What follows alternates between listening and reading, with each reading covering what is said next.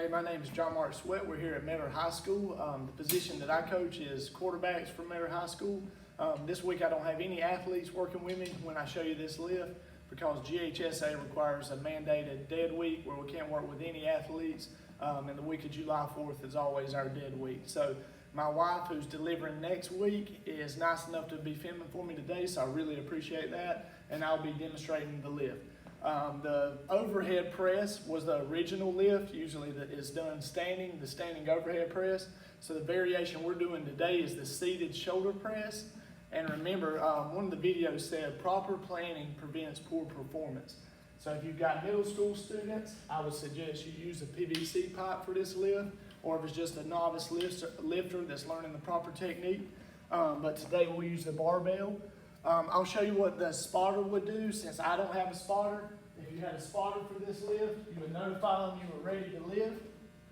They would come behind you with the alternated grip, hips and knees slightly bent, and they would go down with the lifter, come up and help them rack the weight.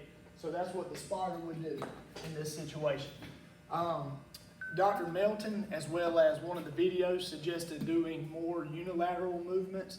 And 3 of my lifts are unilateral movements, but today this one's going to be a bilateral movement.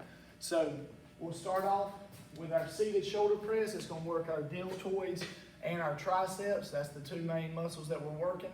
You want to have your 5 point of contact when you sit down. Make sure your feet are firmly planted. Your grip's going to be a pronated grip that's slightly further than shoulder width apart. Okay, and today we're just going to get 5 repetitions. Because remember, one of the videos also said we're going to activate muscles, not annihilate them. So we're not trying to annihilate our muscles here. Okay, so you would typically notify the spotter you were ready. They would help you get it off.